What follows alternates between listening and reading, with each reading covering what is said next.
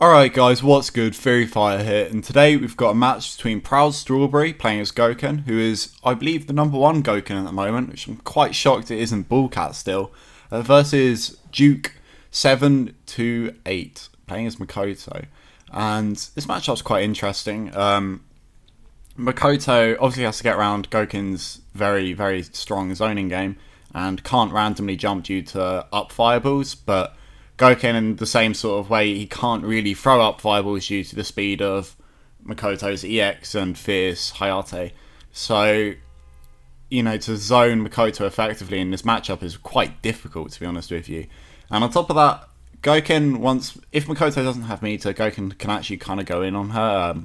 You have to be quite safe about it, though. You have to do all safe jumps and safe frame traps. Because if she has meter, obviously she can just EX Karakuza through your frame traps, so obviously you don't want to do that. And Makoto will normally, and she has in this version, go with Ultra 1 because you want to get the fullest punish you can physically get if Gouken tries to go for a parry and you bait it out. And on top of that, as I was saying, with the up fireballs, you can't Ultra 2 through those, so it's kind of not worth the risk trying to guess whether he's throwing the correct angled fireball. And let's get straight into it.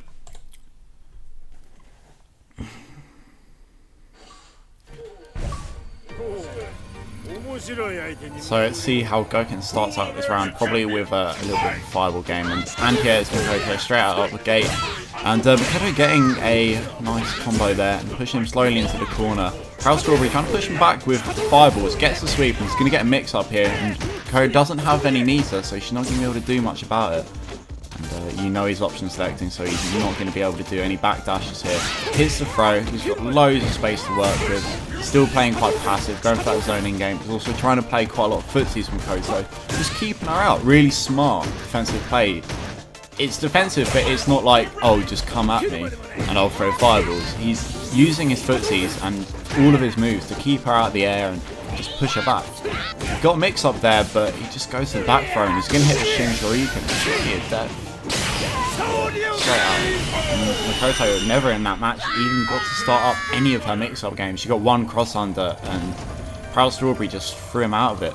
But one thing you can do with Makoto is if instead of going to back with the Karakuza you go to back up, it'll count as jumping frames and they won't be able to throw you. So that's something you can do if you're just learning Makoto. And ProudStrawberry using very smart anti-airs there, and he's got the Demon Flip throw. He's going to have a mix-up. Duke just dashing straight out there. He's going to hit the Karakuza into full combo. What's the follow-up mix-up? He just goes for a backdash, which I don't know whether I respect in this sort of state of the match. And ProudStrawberry's trying to push him back, going for that defensive gameplay once again. He'll start a fireball game here, just to try and zone her out. Hits him with the up fireball and the follow-up. He's cornered now. Very random. Oh my god, that's terrible. He missed his focus attack, and that could have been the round. ProudStrawberry's got all the momentum. Has to be careful here because she does have meter. So just going for safe jump setups. Very little frame trap. And just backing off now. Letting her approach him. Knows that he's got the match in hand if he can. And there we go. Finishes out with a stand fierce. Very odd anti-air, but it works.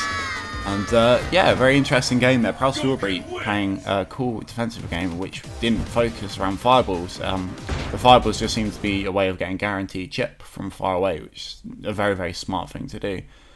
So I hope you enjoyed, guys, and I'll see you soon.